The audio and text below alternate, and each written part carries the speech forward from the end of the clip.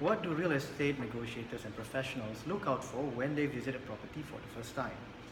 Hi, I'm Aldric Toyad, a real estate negotiator with RGroup Sendirian Berhad, rent number 32167.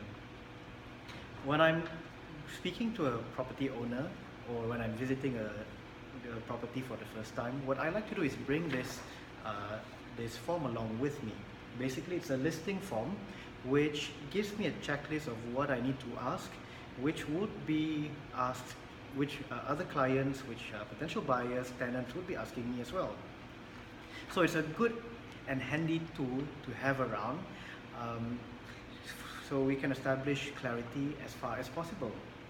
So what I would be asking, of course, would be the property's address. Where is it? Which floor? The main road, and so on.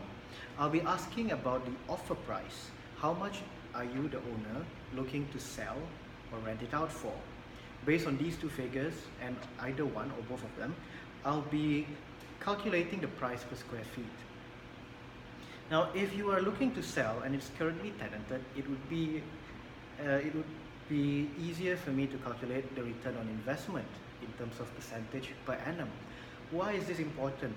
Well, if you're looking to sell the property, or if an investor would like to buy the property from you, they would like to know what is the ROI for owning the property. So whether it's a 3%, a 4%, a 6% per annum, and they would like to weigh their options. I'll also be asking the property type. This is especially when I am not viewing the property physically. I would like to know whether it's residential, commercial, industrial, or a land. If it's a residential property, I need to know whether it's an apartment, a serviced residence, a condominium, a flat, or a penthouse. Whether it's a bungalow, semi-detached, terrace link, or townhouse. And when it's landed, I would like to know how many stories or how many floors. Commercial, same thing. I'll be asking whether it's an office, a shop office, a retail space, or a retail office. Industrial, whether it's a factory or a warehouse. Land, whether it's an agricultural land, residential land, commercial land, or industrial land. And there are instances when, for example, we're talking about the agricultural land. I would like to know the conditions that have been imposed on that land. Not all agricultural lands allow the cultivation and plantation of all crops. Some state authorities may require the land to only have corn, for instance, or palm oil, or durians, or even tea. Now, for the buyer to acquire the property, whether it fits their portfolio is one thing. They can, of course, apply for a change in the condition for the land, but that is a different story for another video, right? So I need to understand what sort of land it is, especially if it's agriculture. Then we move on to the title, whether it's an individual title or a strata title, whether the titles have been issued or not. The tenure, when I say tenure, we're looking at freehold, leasehold. And if it's a leasehold, whether it's an unexpired lease. I would also like to know whether it's a Malay reserve land or a native land. Now, I will also ask whether it was bought on a Bumi discount, because there are terms and conditions which affects the transaction of properties bought with Bumi discount or Bumi discount. The land area, the built-up area, two different items, two different measurements. The layout, whether it's a corner lot, intermediate, or an end lot. The facing direction, whether it's north, south, east, east or west, or the other 8 sub-cardinal directions. Well, the furnishings, whether it's fully furnished, partially furnished, or unfurnished.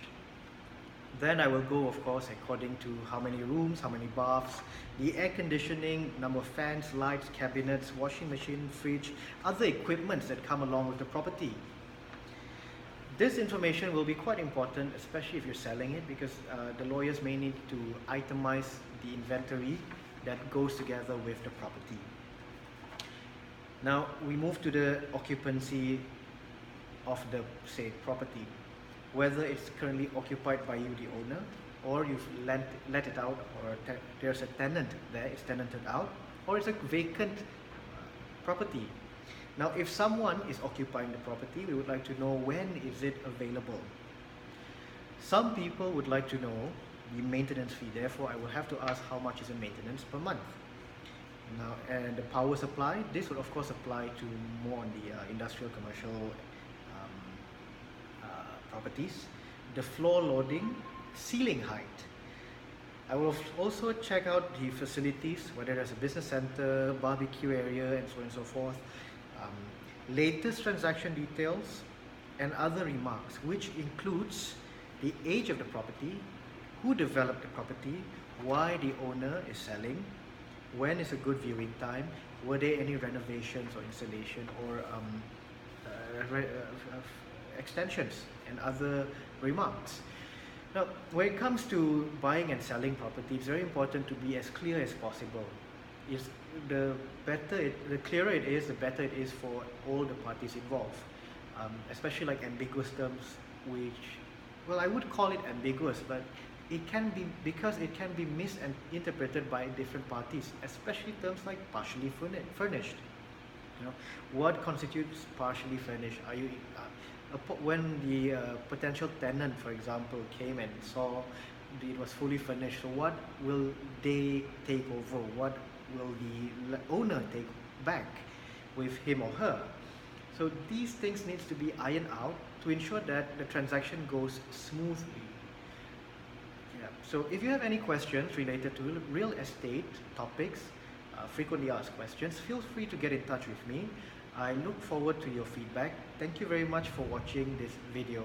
Please subscribe to the channel, like my page, Real Estate Informer, or follow me on LinkedIn. Thank you very much. Have a great day ahead. Bye.